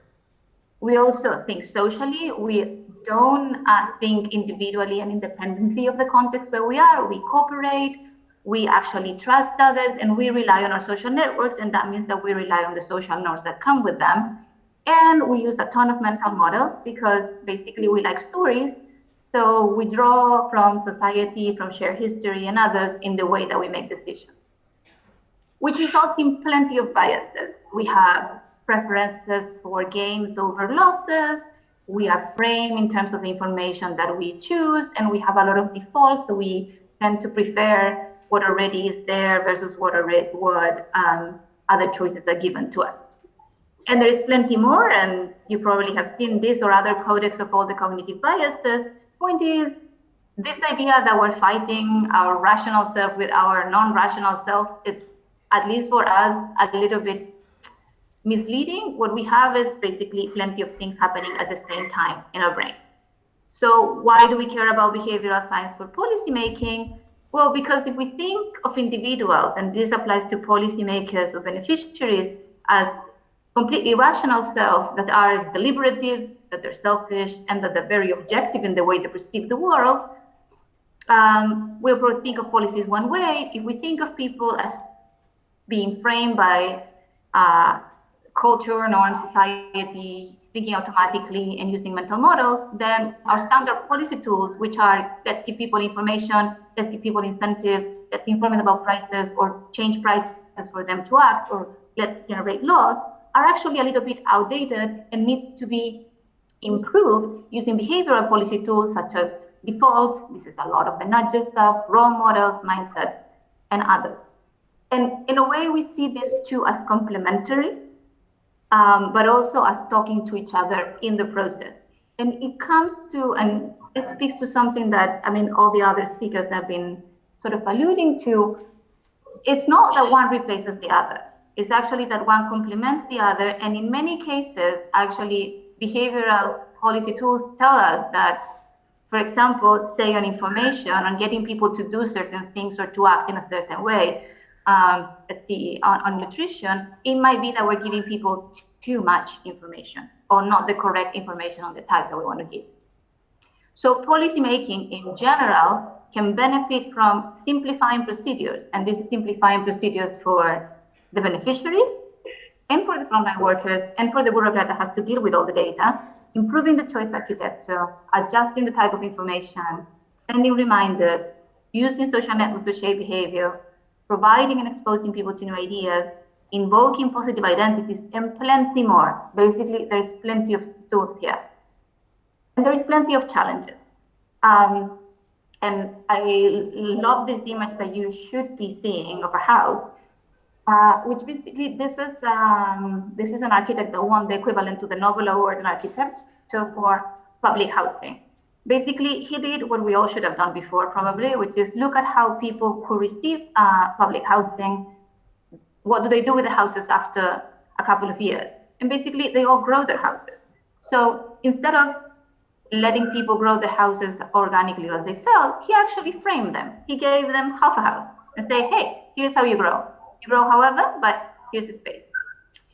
So why this matters? Because in the development context and in countries, as you have mentioned, that might be that the supply is not perfectly in shape, the systems are not working, and also there's poverty and inequality or conflict, there is a mindset of scarcity, both on the beneficiary side and on the policymaker side, and this makes things challenging. There are plenty of implementation faults. There's this, oh, how are we going to replicate this was done in a wealthier country with all these resources? Multiple problems, which problem do I tackle first? There's lack of systems, there's lack of processes. And this generates a lot of uncertainty and, of course, capacity problems. Policymakers' views of the world and of the beneficiaries are biased here, there, and everywhere again. And there's plenty of evidence gaps, or we don't have enough tools. We don't have the tools to ask the questions that we need to ask. We don't even know what to ask about, or we rely on very limited data that generates a lot of inertia in policymaking. So these are issues where behavioral science actually can help. And I'm going to start with the first thing, which is policymakers, frontline workers, and experts, because we're all biased, and this is something that we need to think about beyond the beneficiaries. And this is an experiment that we did together with DFID, both with DFID staff and World Bank staff, where we asked people to evaluate a study. Hey, evaluate this study. There is this reform that allows for local governments to control minimum wage. Some raised it, some left it unchanged. And when you look at what happened years after, these are the numbers. So the localities that increased minimum wage, there's a certain number of people for whose income increased, and for others it fell, and same for the ones that didn't. We did the same question about a cream. There's this new cream for skin rashes. Researchers looked at patients using the new cream for 2 weeks and compared them with those who didn't. And so same thing, rash got better, rash got worse for those who did use the cream, for those who did not use the cream. Just so you know, the numbers are the same. So what do these experts think? When the data supports the good outcome, actually the percentage of people that get the skin rashes solution correct is quite high, but the percentage of people that get the minimum wage frame correct is very low. And when it supports the bad outcome, it's a little bit better. But what this is telling us is that these experts, these policymakers, do not have a mind framework about skin cream, but they do have previous views and biases about minimum wage. So if they're making these decisions just by looking at data without a lot of information, this is going to actually permeate all the decision making at other points and in other projects. Similarly, we ask people, hey, if you present this assertion, what happens in the future mostly depends on me, to poor people and to non-poor people, what will they respond? So the respondents in developing countries, when we ask them, hey, what would you agree or disagree with this?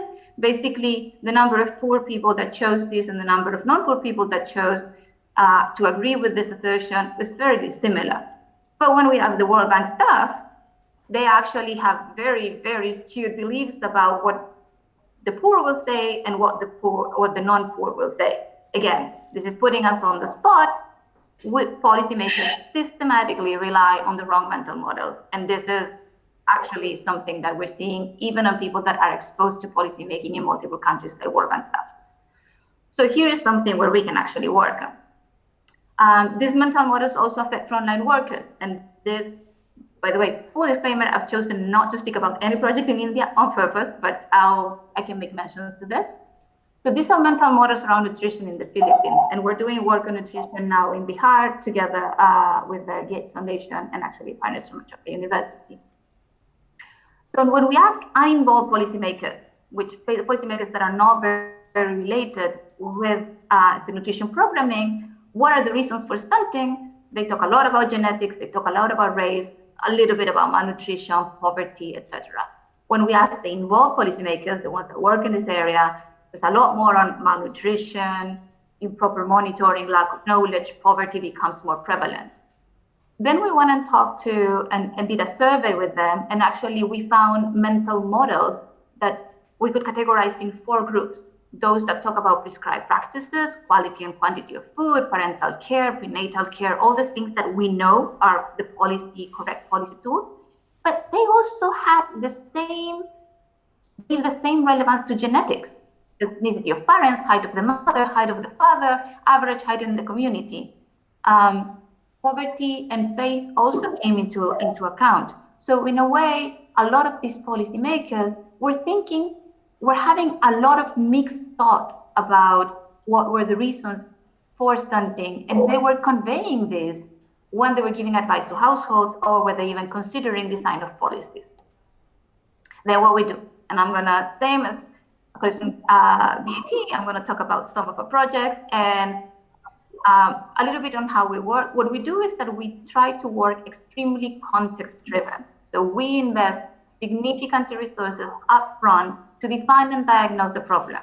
And by define and diagnose is that we try to go fully blank slate to try to identify a problem as if we know nothing about it. And this is really hard and it's really challenging. But the issue is that a problem is a problem, not a solution. And policymakers and a lot of us working in development are very quick to jump into solutions, and that's when we jump into biases. We try to be as evidence-based as possible. We test our insights, we investigate whether they work or they not. We do a lot of prototyping and A/B testing, and we iterate, we adapt based on the intervention we generate.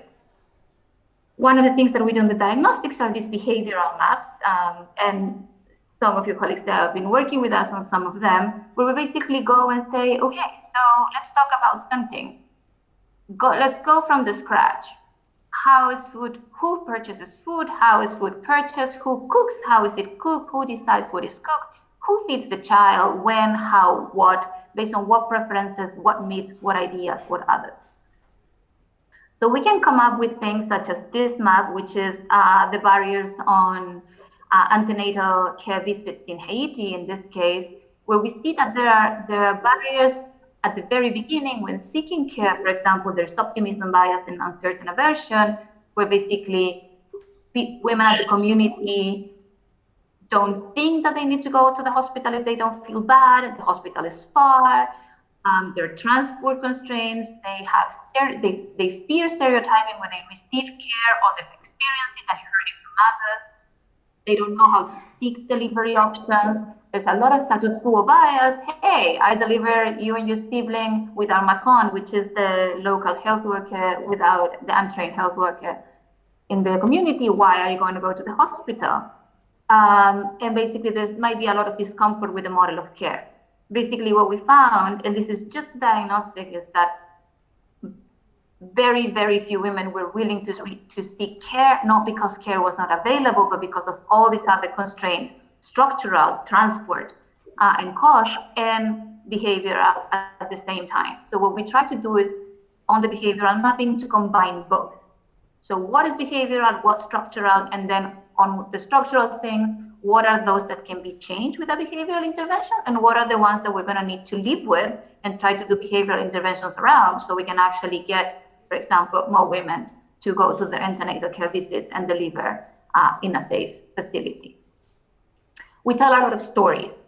So talking about social cohesion, for example, is rather difficult in India in many cases, and in other countries. In the case of Lebanon, what we knew about when we were working on the issue of the refugees, we created stories. So we created characters that actually have a full narrative attached to themselves that represent the narratives of many, many of the people there, people from the country and refugees. And in a way, we bring the stories to the policymakers so the policymakers can actually exercise their empathy, but also see what are the issues that these people are experiencing without prejudging a specific person, a specific image, or even using their pre-bias with them. At the second stage, we test, adapt, and implement, so multiple contexts, multiple versions, and plenty of different results and challenges. And funnily enough, oh, that's the next one. Okay. So for example, on education, we work on improving students' performance now in Peru, South Africa, Indonesia, North Macedonia, and other countries on the issue, for example, of social-emotional skills for better performance, and particularly on what's called growth mindset, which is this belief about one's ability, which runs from fixed mindsets, I'm born intelligent or I'm born unintelligent and this is it, or a growth mindset where you believe you can grow your abilities through effort. So we inculcate growth mindset, we try to improve learner attitudes, so they increase effort and perseverance, and ideally they improve their academic, labor, or other life outcomes. And we've done this in Peru, South Africa, Indonesia, and other countries. And here you have the results for Peru, where we actually saw increase in the final math test of the students, both in the first year, then on the second year. We saw an increase in growth mindset. And also we actually managed to deliver an intervention that was rather cheap to increase the test scores, because all we did was send materials to the schools and a nice letter to the teacher saying, help us with this. The same project worked well in Indonesia with different outputs and different results, and in South Africa. In the case of North Macedonia, where we actually did, it's a small country, so we did this at the country level, we found no effects whatsoever in the first year of implementation, except for one subgroup of the population, which were the Roma students. But 2 years after, all our students have caught up, and they're actually now improving a lot more in terms of both their test scores as well as their growth mindset index. So also things might take time. Talking about taxes, and this is exactly the same example that was given by a colleague from the VAT, because we did it together in Guatemala. And as she mentioned, basically, there was these two types of options sent to people in their letters: social norm messages or deliberate choice. We've replicated this in other countries, and for example, in Poland, we learned that the soft tone messages did not work. This social norm framing and others did not work. Polish people go for the hard message, for the punishing message. You are at fault. You are an omission taxpayer. We're going to send you a deterrence letter. So this also learning in terms of context, specificity of even the same intervention, so we can adapt and change to the local context. So should we do behavioral science for policymaking? Of course. I mean, imagine all the opportunities, right? We can motivate healthcare workers. We've done this in Nigeria by giving people a social recognition poster through a lottery system, more than actually giving them financial incentives. We tried to reduce teacher absenteeism in Peru with a similar thing. It didn't really work. So we also learn from failures. In Bangladesh, we're working with the social workers with a video and photo competition after we talked with a ton of them and learned that the most rewarding part of their job was actually dealing with their beneficiaries directly. So how do you make them work harder and be more engaged? Well, show us how you feel when you engage your beneficiaries. So basically, these are a few examples, but how do we work together?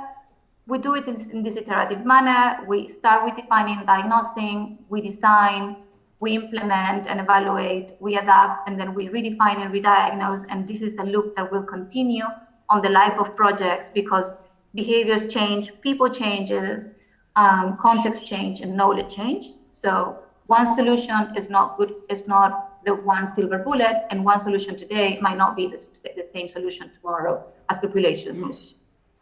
And in some, basically, this can be a super successful partnership, because while we might have the behavioral expertise, the informed experimentation, and the diagnostics and new ways to generate evidence, governments, particularly local governments and governments in the front line, as well as central governments, have the expertise, the relationship with the client and the beneficiary, the implementation capacity, and they actually keep us check on the realm of what's possible.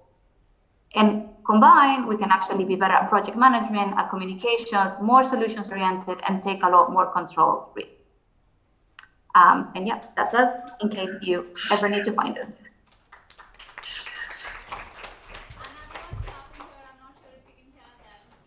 Yes, thank you. Thank you so much for your presentation and bearing with us and having the patience.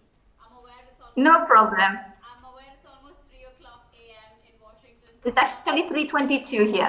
We're not going to keep you any longer, but thank you so much, Anna, for participating in this. Sure. Thank you so much. Thank you. Thanks. Bye.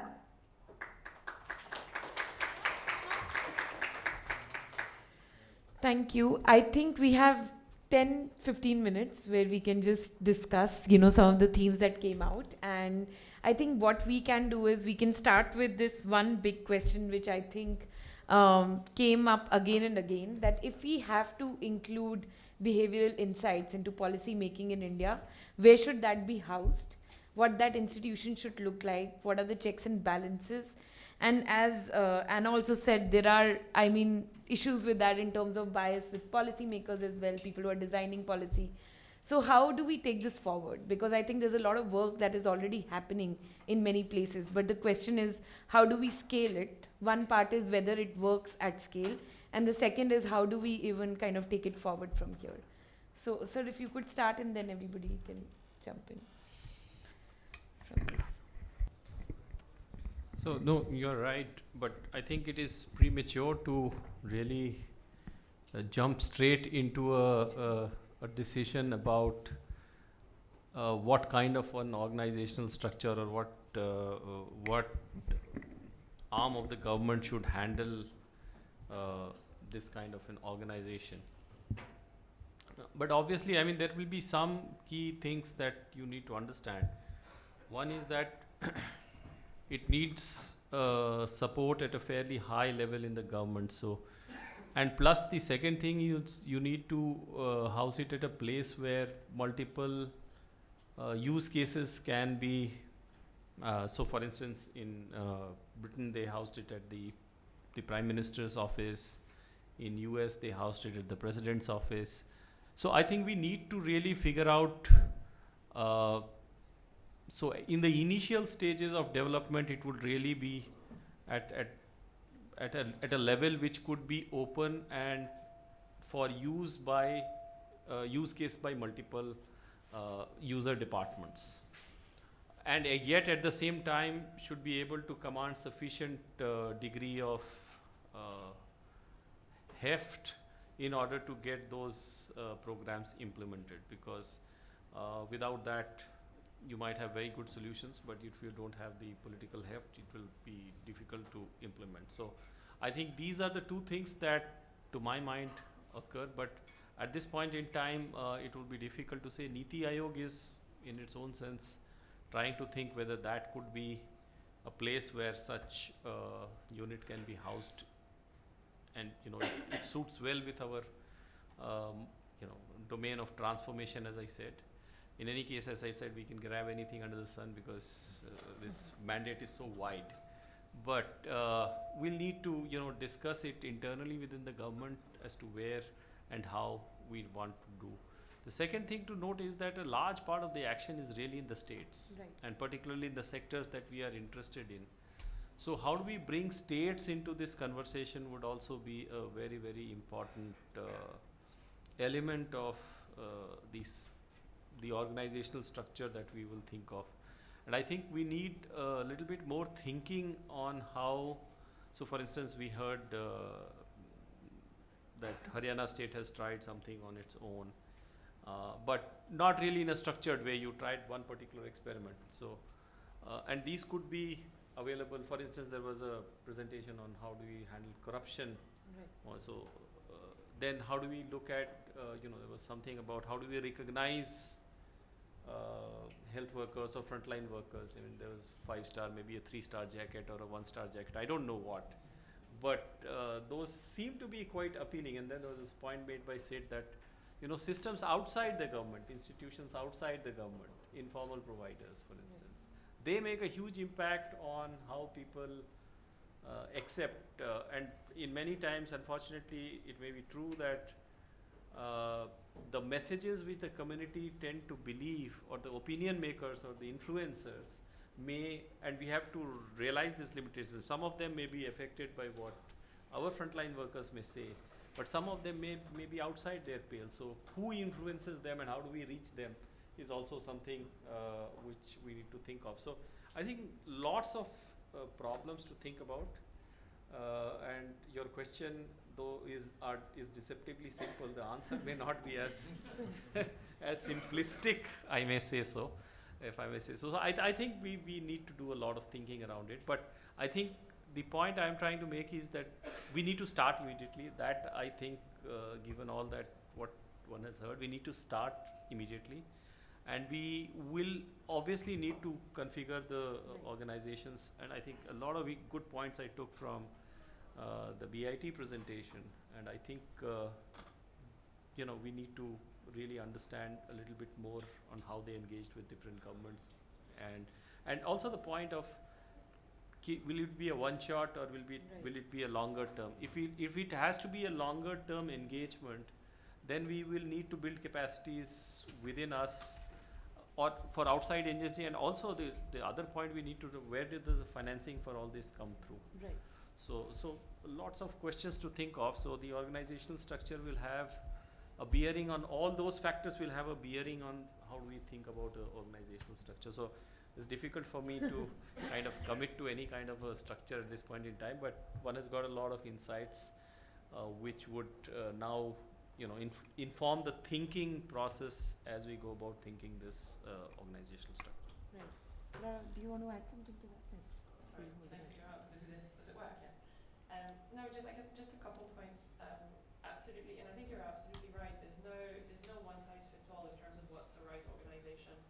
And we've had conversations with so many countries to say, okay, so how do we go about it? Can we just do a behavioral insights unit?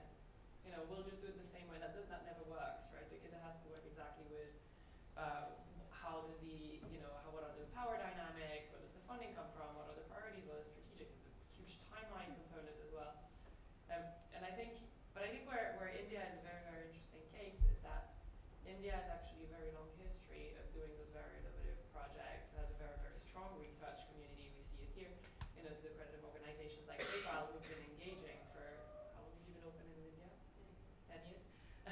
So we've been engaging for years around, finding the right level of government to get evaluations done, etc. These are conversations where there's a wealth of knowledge around what has worked, what has not worked in terms of convincing governments to do something. And I think, I rejoice in the idea that we have these gatherings where we can basically talk really openly about what have been the right places to do it, how's it worked, how we approach states. I remember when I worked in India, it was the moment where we were doing the agreement with the Tamil Nadu government. There's lots of lessons to be drawn from that. A couple things around, I think, one thing that I think is an opportunity we haven't talked about much yet, and that really kind of helps shift the culture and embed the culture of these types of methods within the civil service, is around how you train your IAS officers typically, or more broadly in civil servants. And there is work that's being done around the training of IAS officers. Yeah, so we receive every year congregations come to the UK, for example, to do trainings, things like this. I think this is typically where I would say, why not start there? Because it's kind of an easy start in the sense that introducing a new module in the training is not a huge policy shift. But then you start identifying champions that then will allow you, and I don't know if people would share this opinion, but in my experience, the only time we've managed to get things done is when we've had a champion in an institution.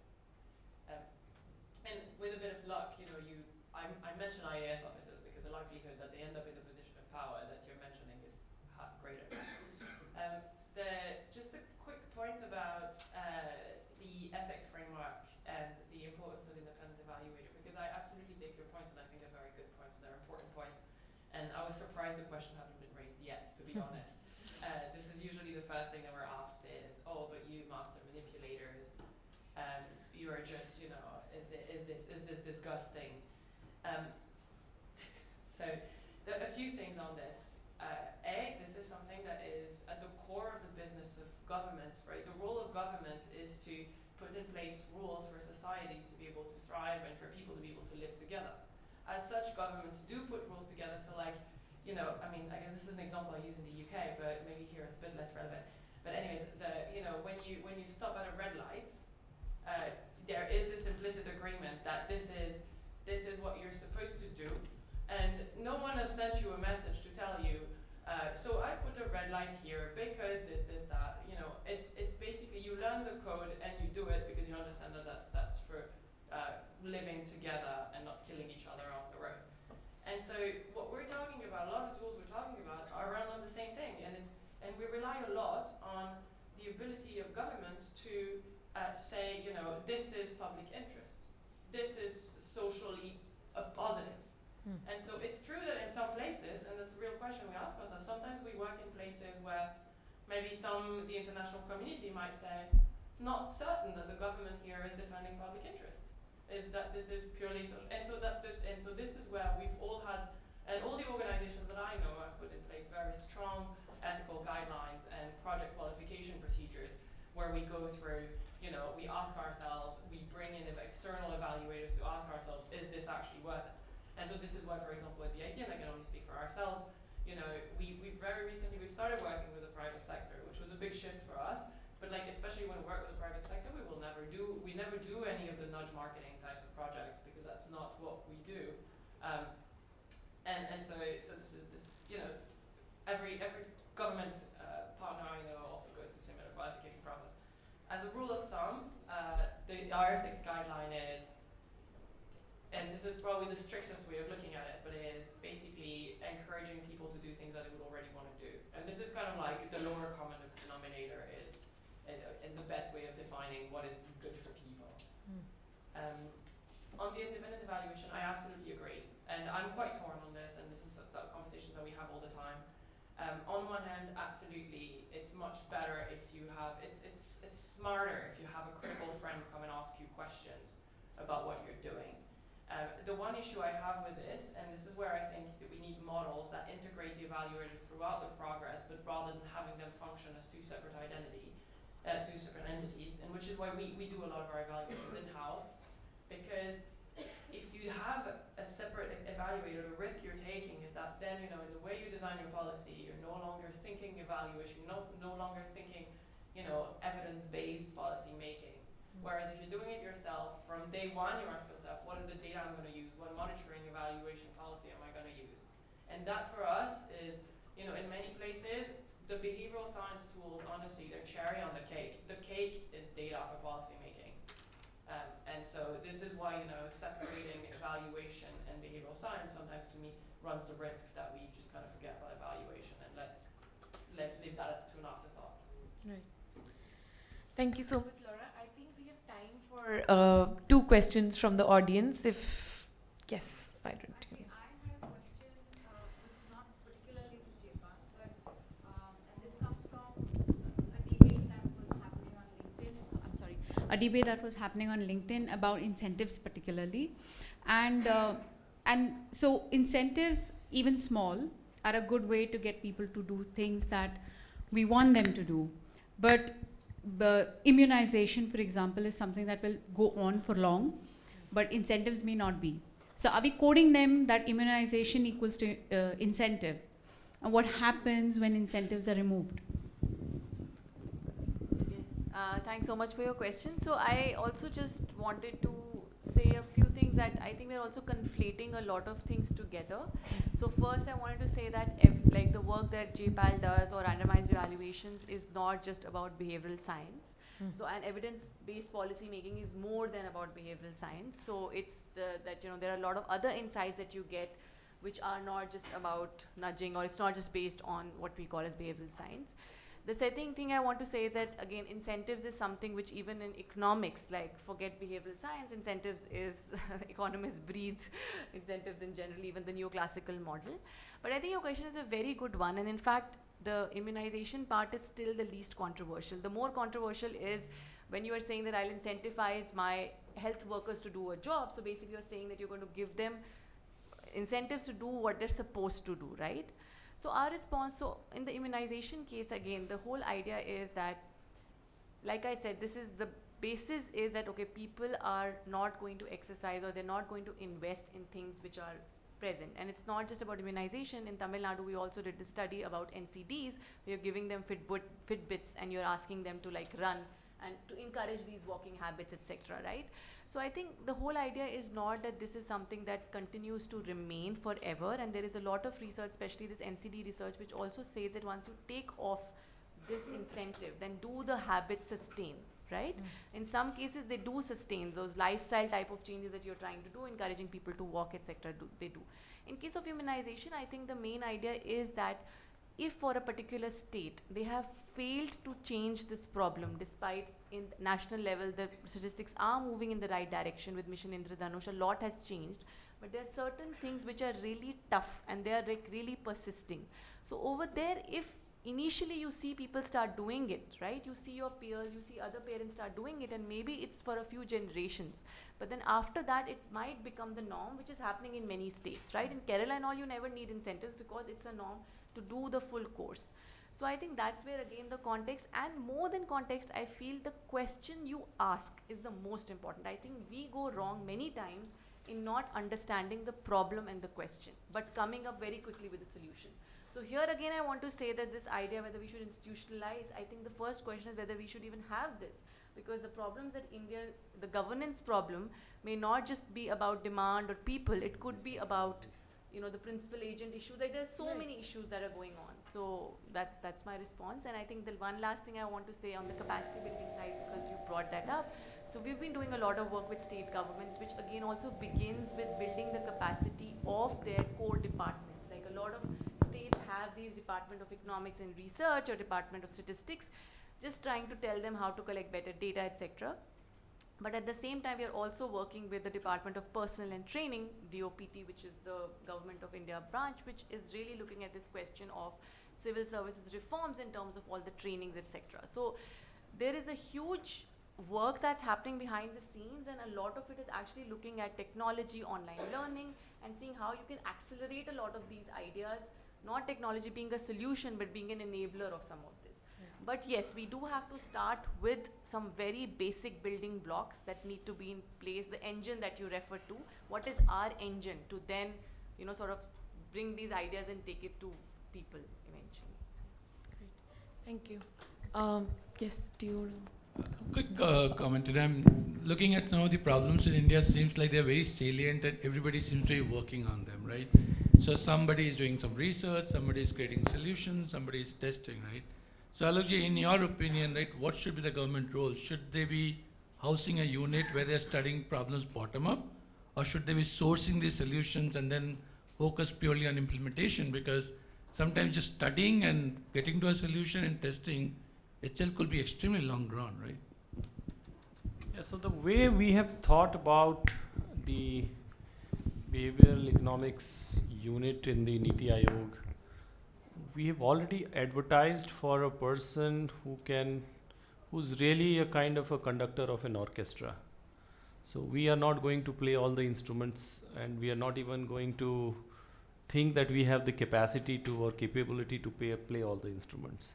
But we would need somebody with that background to help us prioritize the problems that could be amenable to these kind of solutions, then laying down all the guidelines, because it requires a full-fledged specialist. I or anybody in my organization who have limited bandwidth, limited timelines to really develop this whole thing afresh will not. So we have already advertised for that positions, and please spread the word.